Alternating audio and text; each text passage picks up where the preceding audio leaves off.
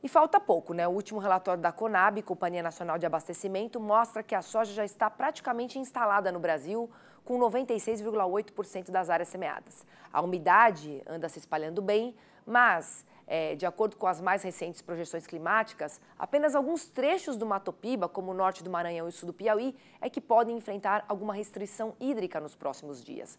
A gente vai falar agora com a Luísa Cardoso, que traz mais informações sobre a previsão do tempo. Boa tarde, Luísa, seja muito bem-vinda. Boa tarde, Pri. Boa tarde também a todos que estão nos acompanhando. Realmente, o Mato Piba ainda tem algumas áreas que estão um pouquinho secas. Os produtores estão terminando de plantar por lá.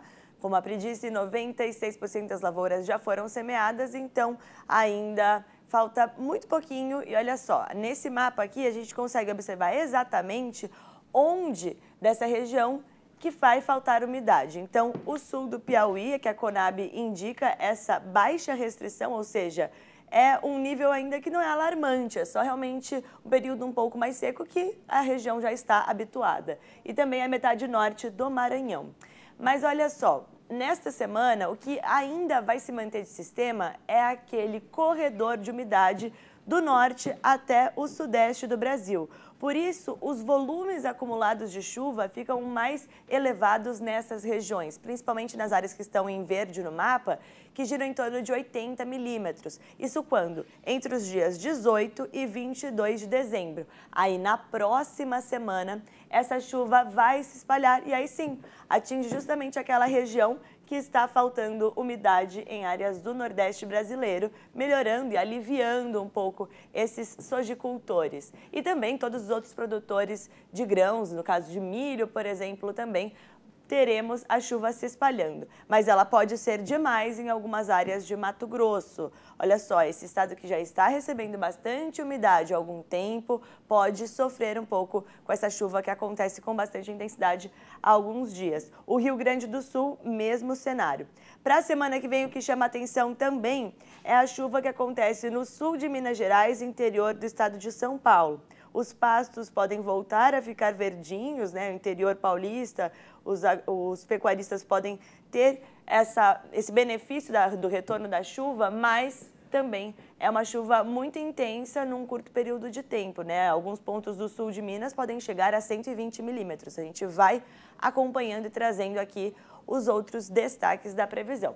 Agora falando em sistemas que estão atuando neste momento, né? Aquele corredor de umidade que eu comentei, somado a essa frente fria que está estacionada no sudeste. Por isso, ainda na tarde de hoje, a gente tem condição para chuva forte em áreas do Espírito Santo e a metade norte de Minas Gerais. É alerta de temporal. Então, o que isso significa? Chuva forte, rajadas de vento que podem ultrapassar a casa dos 60, 70 quilômetros por hora e não tem condição para granizo hoje, mas mesmo assim, vendaval pode assustar um pouco, né? Então, atenção, cafeicultores do Espírito Santo e Minas Gerais. A região também do interior do Amazonas pode ter esse mesmo cenário de chuva forte e ventania, então há condição para pequenos pontos de alagamentos em áreas mais urbanas, como Manaus. Falando em temperatura, no meio da tarde de hoje, máxima de 32 graus em Campo Grande, a região de BH com 26 de máxima, 28 na capital paulista, então ainda teremos bastante calor. E agora, só para trazer duas cidades aqui, Pri, Lucas do Rio Verde, Mato Grosso, nos próximos dias, vamos seguir com chuva, só que com temperatura elevada no meio da tarde. Então o produtor já sabe. Umidade em alta e também calor ajuda a propagação de doenças. E olha a diferença também em Uruguaiana no caso das temperaturas pela manhã. O dia amanhece um pouquinho mais fresco, mas ontem a gente tinha falado aqui no programa sobre temperaturas baixas no Rio Grande do Sul. Hoje pela manhã teve sim, mas para os próximos dias não continua.